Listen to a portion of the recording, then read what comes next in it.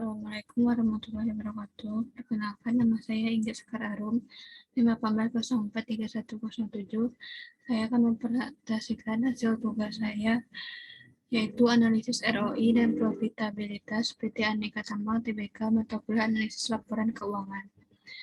Yang pertama yaitu Return on Invest Capital atau ROI. Yang pertamanya itu analisis ROA atau Return on Asset, yang pada terlihat tabel dan grafiknya.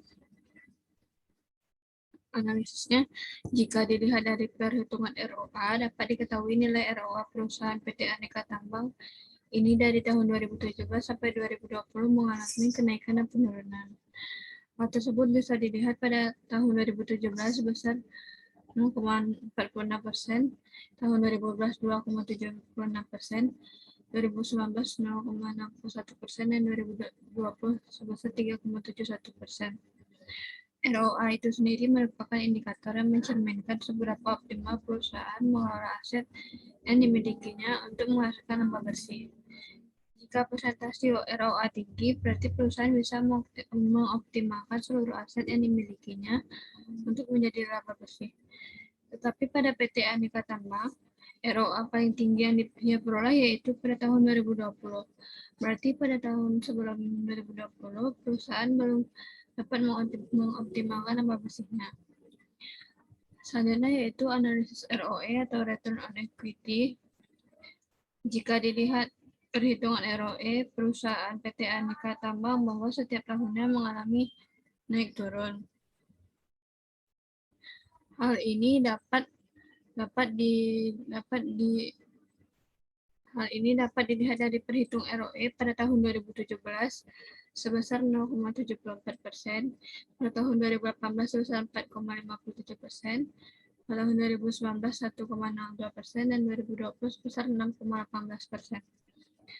ROE sendiri yaitu menghitung efektivitas manajemen dalam memanfaatkan modal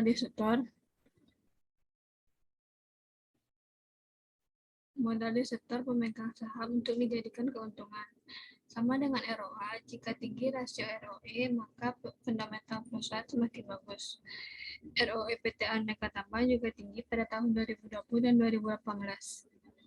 Bisa dilihat pada grafik. Pada tahun 2017 dan 2019, ROE-nya menurun. Namun pada tahun 2020, PT Aneka Tambang dapat memaksimalkan efektivitas manajemennya agar bisa dijadikan keuntungan.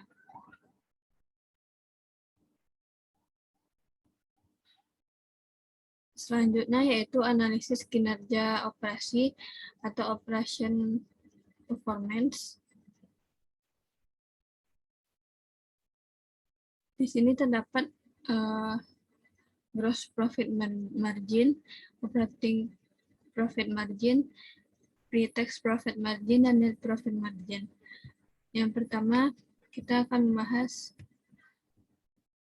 gross profit margin atau margin laba kotor.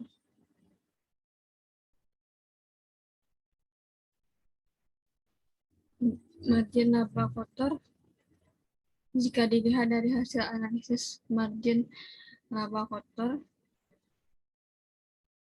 pada tahun 2017 sebesar 12,99%, di tahun 2018 sebesar 13,77%, di tahun 2019 sebesar 13,59%, dan di tahun 2020 sebesar 16,35%. Jika dilihat pada tahun 2017, mendapatkan hasil yang belum efisien, sehingga perusahaan belum bisa mendapatkan hasil yang besar pada tahun itu, tetapi perusahaan bisa mendapatkan hasil yang besar pada tahun 2020. Dan itu menunjukkan bahwa perusahaan sudah mengalami kemajuan dalam melakukan kegiatan operasional. Selanjutnya yaitu operating profit margin atau margin laba operasi atau disingkat OPM. Pada OPM ini dapat dilihat antar pertahunnya mengalami penurunan. Di tahun 2017 sebesar 4,75%, di tahun 2018 sebesar 7,34%, di tahun 2019 sebesar 2,92%, dan di tahun 2020 mengalami peningkatan sebesar 7,42%. Rasio operating profit margin dapat menggambarkan keuntungan murni yang diterima atas penjualan yang dilakukan. Jika persentase OPM semakin tinggi, maka perusahaan dinaikkan dalam menjalankan operasinya. Pada tahun 2020, PT Aneka Tambang sudah baik dalam menjalankan operasionalnya dibandingkan dengan tahun-tahun sebelumnya. Selanjutnya, pre-tax profit margin atau margin laba sebelum pajak. Bisa dilihat pada grafik, pada tahun 2017 sebesar 3,59%, di tahun 2018 sebesar 5,01%, di tahun 2019 sebesar 2,1%, dan di tahun 2020 sebesar 6%. Dari 2017 hingga 2020, kenaikan juga terjadi sama seperti sebelumnya, yaitu pada tahun 2018 dan 2020. Selanjutnya yaitu net profit margin atau margin laba bersih. Pada net profit margin ini tidak jauh beda dengan sebelumnya, juga mengalami naik turun yang kurang stabil tiap tahunnya. Dilihat pada grafik, pada tahun 2017 sebesar 1,08%, di tahun 2018 sebesar 3,46%, lalu di tahun 2019 sebesar 0,59%, dan di tahun 2020 sebesar 4,2%. Net profit margin ini digunakan untuk membuat analisis tentang stabilitas perusahaan. Semakin besar rasionya, maka kinerja perusahaan menjadi lebih produktif, sehingga kepercayaan investor menjadi meningkat untuk berinvestasi pada perusahaan. Namun, NPM pada PT Aneka Tambang produktif pada tahun 2018 dan 2020. Pada tahun 2019, stabilitas perusahaan menurun sangat jauh dibandingkan 2018. Selanjutnya yaitu analisis pemanfaatan aset atau asset utilization. Yang pertama yaitu cash turnover atau perputaran kas. Bisa dilihat pada tabel kas perusahaan yang terus berputar menunjukkan bahwa perusahaan mampu menggunakan kas perusahaan untuk menghasilkan penjualan yang besar.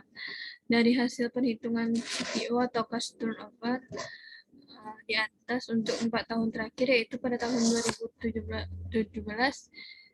putaran kas terjadi sebanyak 2,3 kali, 2018 sebesar 5,9 kali, 2019 sebesar 9 kali, sebanyak 2020 sebanyak 6,9 kali. Dengan demikian, perusahaan memiliki CTO paling tinggi pada tahun 2019. Hal ini mengindikasikan bahwa perusahaan dalam memanfaatkan kasnya sudah dilakukan dengan baik, sehingga akan berdampak terhadap penjualan perusahaan dan juga akan mendukung kegiatan operasional perusahaan akibat dari cepatnya kembali kas masuk perusahaan tadi. Selanjutnya yaitu total asset turnover atau perputaran total aktiva. Dari hasil perhitungan TATO bisa dilihat pada tahun 2017 perputaran kas sebanyak 0,4 kali, 2018 sebanyak 0,8 kali, 2019 sebanyak 1,1 kali, dan 2020 sebanyak 0,9 kali. Dengan demikian, perputaran paling rendah terjadi pada tahun 2017. Ini bisa menyebabkan perputaran kas pada tahun 2017 menjadi tidak efisien. Selanjutnya yaitu working capital turnover atau perputaran modal kerja. Rasio ini menunjukkan seberapa efisien perusahaan menghasilkan pendapatan dari modal kerja. Dari hasil perhitungan WCTO di atas untuk 4 tahun terakhir, yaitu pada tahun 2017 sebanyak 3,7 kali, dan 2018 sebanyak 8,5 kali, tahun 2019 13,8 kali, dan 2020 sebanyak 17,1 kali. Hal ini mengindikasikan bahwa perusahaan sudah mampu memaksimalkan modal kerja untuk menghasilkan penjualan tinggi. Karena rasio perputaran modal kerja yang bagus adalah mengalami peningkatan setiap tahunnya. Dan di sini PT Aneka Tambang sudah mengalami peningkatan tiap tahunnya. Selanjutnya yaitu receivable turnover atau perputaran piutang. Dilihat dari hasil perhitungannya dapat diketahui bahwa setiap tahunnya mengalami naik turun. Hal tersebut dapat dilihat pada tahun 2017 sebesar 13 kali, Tahun 2018 sebanyak 27,3 kali, 2019 sebanyak 32,6 kali, dan 2020 mengalami penurunan yaitu menjadi 20,4 kali. Semakin cepat piutang berputar, periode penagihannya semakin berkurang. Dapat kita simpulkan bahwa pengelolaan atau pengendalian piutang usaha kurang efektif. Selanjutnya yaitu inventory turnover atau perputaran persediaan.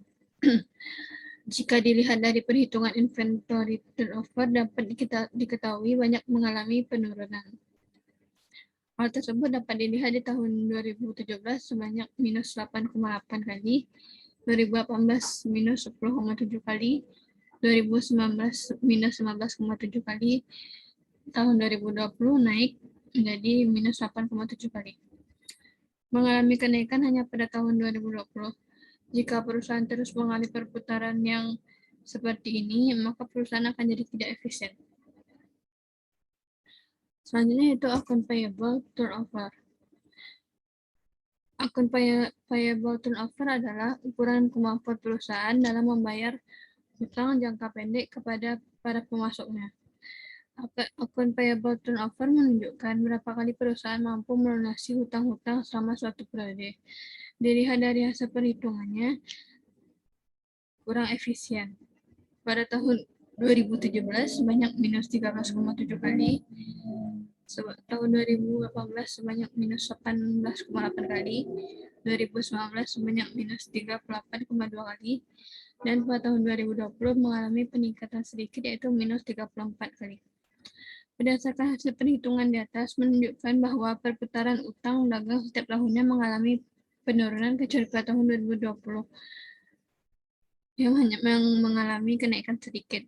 Ini menunjukkan bahwa perusahaan dapat mengelola perusahaannya dengan kurang baik. Selanjutnya itu fixed asset turnover atau aset tetap. Jika dilihat pada fixed asset turnover ini tidak jauh beda dengan analisis sebelumnya. Perputaran aktiva tetap adalah rasio yang menunjukkan produktivitas aktiva tetap dalam menghasilkan pendapatan. Dari hasil perhitungan FAT di atas menghasilkan pendapatan. Dari hasil perhitungan di atas untuk 4 tahun terakhir yaitu pada tahun 2017 sebanyak 1,4 kali, tahun 2018 sebanyak 3 kali, 2019 sebanyak 4,3 kali, dan 2020 sebanyak 3 kali. Untuk memaksimalkan peningkatan aktiva di tahun 2020, walaupun terjadi penurunan pada tahun 2020, hal ini mengidentifikasikan bahwa perusahaan cukup mampu memanfaatkan aset tetapnya untuk menghasilkan penjualan yang besar.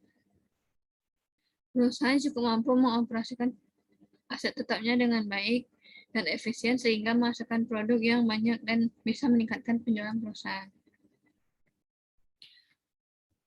Mungkin hanya itu saja yang dapat saya sampaikan. Sekian, terima kasih.